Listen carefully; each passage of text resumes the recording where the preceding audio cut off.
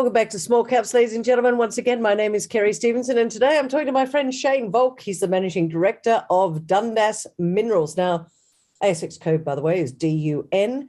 We spoke to Shane last year, just in advance of their listing on the ASX, which happened on the 10th of November. So they are right out of the blocks, ladies and gentlemen. And there's no, what can I say, Shane? You've been working pretty hard.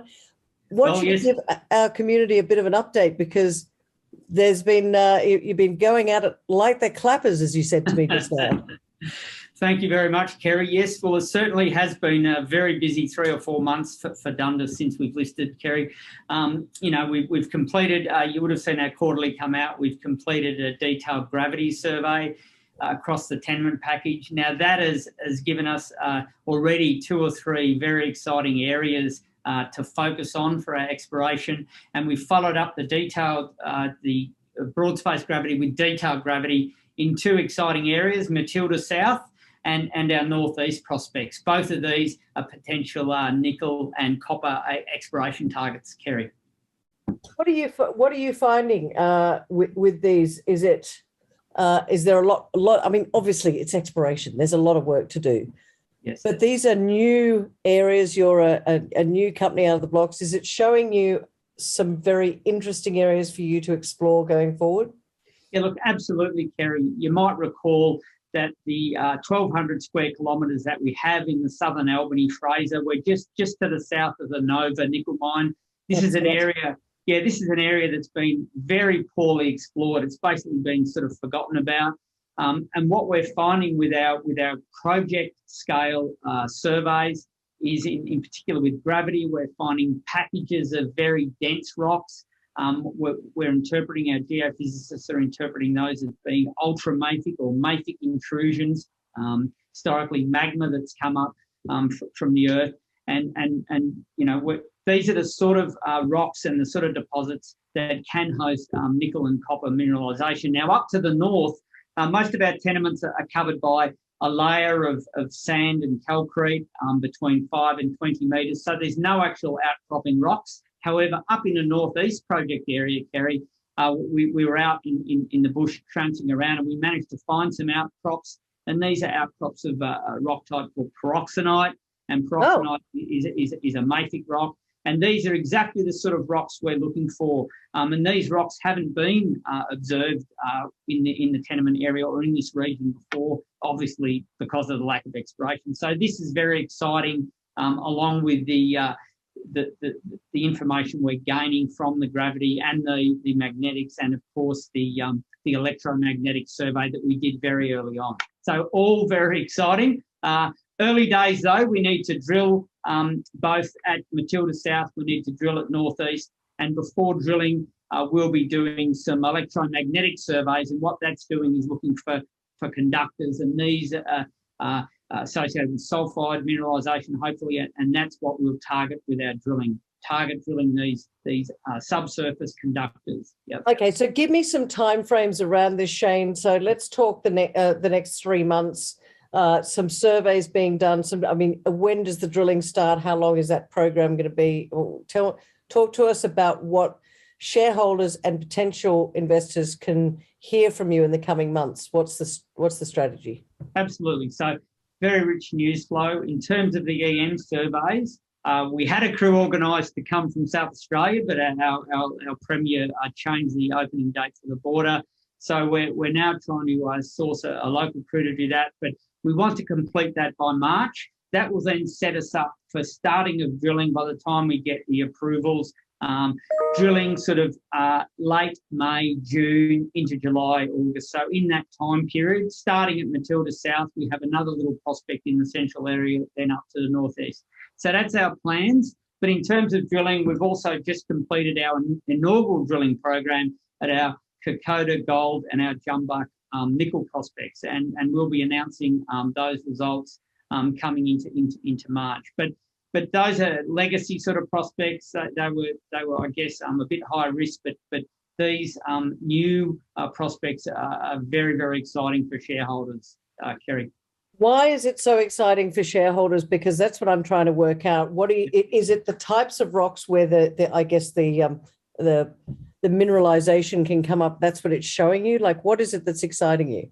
Yeah, absolutely. So, this area that we're exploring has sort of, the regional geology historically has been classified as not very prospective and containing mostly granites. The theory was that these were sort of, not very fertile, not very prospective for minerals, and it was granites. Now, what we've done already, just in the last sort of 4 months, is we've proven via the work we've done that these are not granite rocks. We're seeing packages of intrusive mafic, ultramafic. So, and this is the exact type of rocks that do host the nickel deposits at sort of Nova Bollinger, or very similar, we think. Again, we need to test them. It's early days, but that's what the excitement's about. And we've got a series of mafic and ultramafic intrusions that have been interpreted from our gravity work. So, we could only be one drill hole away from a Julimar type discovery, which Chalice made, a couple of years back, or in fact,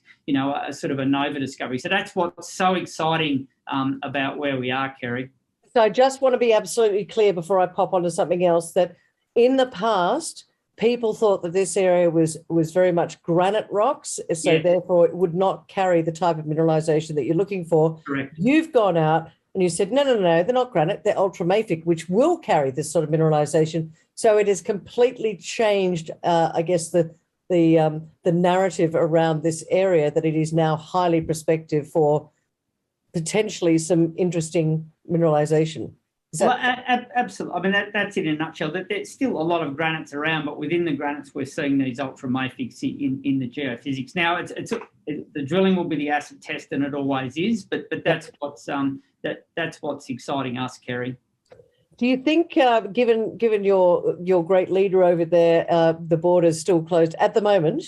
Yes. Will that delay that EM survey that because you had the guys coming over from South Australia? Have you got some people that can fill those boots?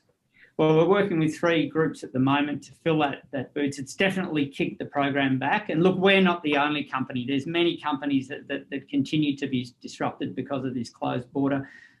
We're working with 3 other contractors, and we're hopeful that we'll get one of them on the ground during March, probably towards the end of March, whereas otherwise we would have been sort of starting in the next week or 2. So it has definitely delayed it between sort of 6 or 8 weeks.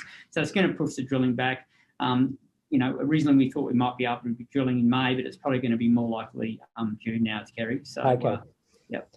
Now listen, Shane, before we finish up, there's something I really want to ask you about, because this is really good for current shareholders and those that would like to become shareholders, but you're going to have to get a wriggle on, as my father would say. And that is your options that you're putting into the market. Now, I think this is really, really interesting because it's rewarding shareholders. So without me taking away your thunder, explain to our audience the options that are going onto the market, how they work, how they benefit shareholders, and long-term Dundas. Absolutely. Well, thank you, Kerry. Yes, as we said in the prospectus, we've just announced that we're offering our shareholders, or giving our shareholders actually, one free option for every 2 Dundas shares that they hold. So you have to be a shareholder by this coming Wednesday, which is the 17th. So you need to be 16th, isn't it? Hang on. 16th or 17th, Kerry? Hang on, I'm going to... listen, we don't want to get this wrong. 16th. It's the Wednesday, ladies and gentlemen, shareholder before Wednesday the 16th, not Correct. The 17th. Correct. Wednesday the 16th. You'll then be given one option for every 2 Dundas shares that you hold, and that option will give you the option, so it's not an obligation, but you can then buy another Dundas share for each option at 30 cents per share, and that option will expire in 2 years' time. So, if that one drill hole hits a great nickel target or a gold target, and the share price responds accordingly, you have the guarantee that you can still get a Dundas share for 30 cents. And those options we're asking the ASX to quote those, so they should be tradable. We expect they'll be tradable on the ASX as well. So The good thing is, Kerry, that it provides the company with a future flow of capital if the share price appreciates, and it gives our shareholders the ability to top up their shareholdings as well. So it's a win-win for the shareholders and for the company. Yep. It makes sure that Shane Volk is there going, come on, let's get that price up to 30 cents. I think it's fantastic because it shows that you want to head in the right direction. You're giving value to shareholders. And when those options come in, that you don't have to go back to the market. It's rewarding shareholders, but it's also not diluting shareholders. No, absolutely. It doesn't dilute the shareholders as long as they participate in proportion to their holding. That's exactly right. And that's why I think it's such a great scheme for both the company and shareholders. And may lots of other companies out there do the same. I think it's brilliant. Yes. So well done. So if you'd like to get involved, you've got to be a Dundas Minerals shareholder before next Wednesday, the 16th of February. So get a wriggle on. If you don't, that's okay too. We're not here to push you into anything. Do your own research. But Shane Volk, I really appreciate you coming on and talking to us today about the latest updates, and good luck. When you've got some more news, pop back in and we'll have a quick chat. Great. Will do, Kerry, and thank you very much.